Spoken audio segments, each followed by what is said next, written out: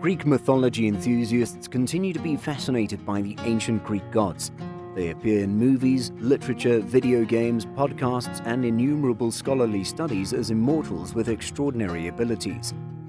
These Greek deities are frequently referred to as the Olympic gods because some of them were believed to reside on Mount Olympus, Greece's tallest summit, which dominates the Gulf of Thermakos. Despite their allure, many people still find the distinct Greek gods to be a mishmash. There are also other divinities and a total of 12 Olympians. Only a small percentage of us could name even half of them. It's difficult to do so because of the Romans. All but one of the gods were renamed after they conquered Greece. For instance, the goddess of love, Aphrodite, changed into Venus. The most powerful god, Zeus, became Jupiter. Mars was given the name Ares, the war god. Only Apollo kept his Greek name and was revered by numerous Roman emperors. In today's video, we take you on a quick trip back to ancient Greece with 12 Greek gods. Number 12. Hades. Greek god Hades was a stern, humorless figure. He was king of the underworld where all mortals went after dying and was not an Olympian. He was infamous for stealing Persephone, the daughter of Demeter, and was despised by all mortals due to his position as guardian of the afterlife. Greeks would even refrain from uttering his name out of fear of attracting his attention to themselves. Number 11. Poseidon. Poseidon and Hades were Zeus's brothers. By drawing lots, they divided the universe amongst themselves, with Zeus taking the sky, Poseidon taking the seas, and Hades, the loser, taking the underworld. Poseidon built a huge estate for himself beneath the waves. Hades, who rarely came out of the underworld, constructed a palace deep within the earth. Poseidon, who oversaw the seas and rivers and was known for causing earthquakes, was devoted to bottlenose dolphins. He invented the horse, called a hippos in Greek, and kept lavish stables for his stallions on his underwater estate in an effort to impress Demeter. He had several relationships with goddesses, nymphs, and human women, much like Zeus did. Number 10. Hera. The Olympian Hera, who was also his sister, was one of Zeus's 7 spouses. She acted the resentful, jealous wife since Zeus was always having affairs. Number 9. Aphrodite. Amazingly gorgeous goddess Aphrodite ruled over everything relating to love. She looked after ladies giving birth and safeguarded lovers. She had 2 children with Ares during a protracted affair, despite being married to the Olympian Hephaestus. Number 8. Artemis and Apollo. In Greek mythology, Apollo and Artemis were siblings. On the island of Delos, they were born to Leto. Like so many other girls, Leto had captured Zeus's attention. She ran away from Hera's wrath to Delos, where she offered the island's sparse populace fame and renown in exchange for their assistance in giving birth. As a result, Apollo, also known as Phoebus, swiftly gained respect for his prodigious healing and divination skills. He established Delphi, the location of Greece's most significant oracle. Apollo and Artemis were both accomplished archers. Artemis served as a guardian for both animals and little girls, but according to ancient accounts, Diana and her gang of devoted nymphs were always on the hunt for game. Number 7. Demeter. According to Greek mythology, the earth goddess Demeter was revered for giving grains to mortals. Demeter's sorrow at Hades taking her daughter Persephone caused all of the harvests on earth to fail. Zeus instructed Hecate and Hermes to journey to the underworld in order to convince Hades to release Persephone after mankind faced famine and presumably could no longer serve the gods. They were successful, and she was given back to her mother for a certain period every year. In Eleusis, the little village where Persephone emerged from Hades' gloom, Demeter established the Eleusinian mysteries as a celebration. Number 6. Hephaestus. Hephaestus, a well-known fire god in Greek mythology, was linked to the heavenly realm. Homer and Hesiod provided contrasting accounts of his origins. Hesiod takes a fairly unusual and far more intriguing track by claiming that Hera bore him by herself, contrary to Homer's description of him as the deformed son of Zeus and Hera. According to many stories, he intervened in a fight between Zeus and Hera and was ultimately pulled down Mount Olympus by the powerful Zeus. He was born with a limp, which caused his mother to cast him off the mountain when he was a baby.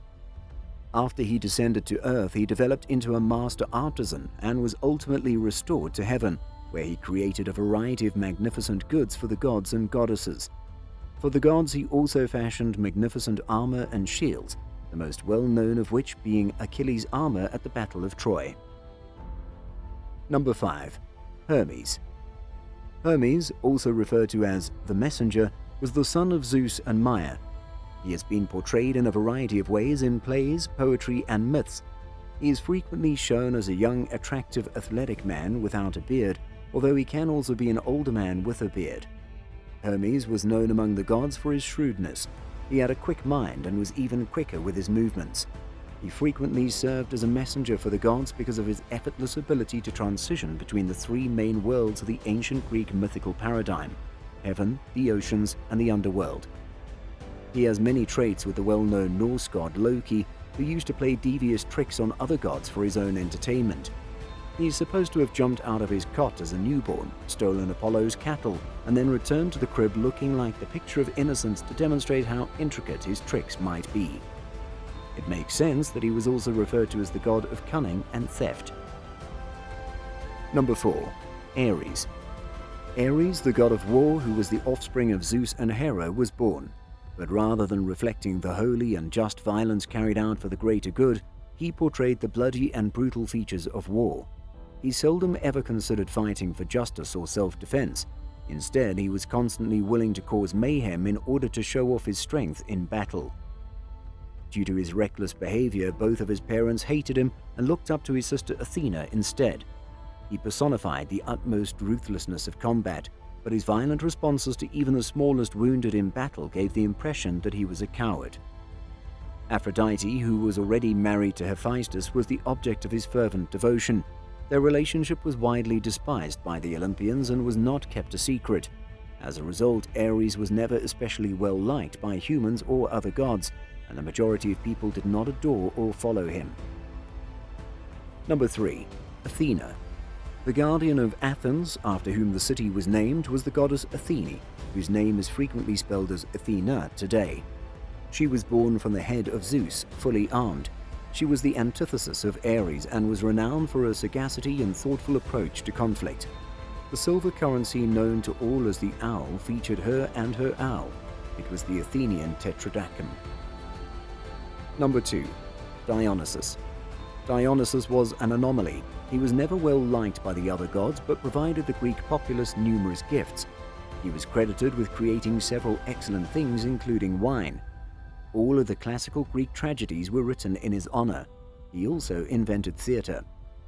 The Bacchic dances, which were women-only raves held at night in the countryside, may be Dionysius' most well-known creation. Intoxicated by wine, singing, and passion, attendees danced till dawn. Their husbands did not find it funny. Number 1. Zeus.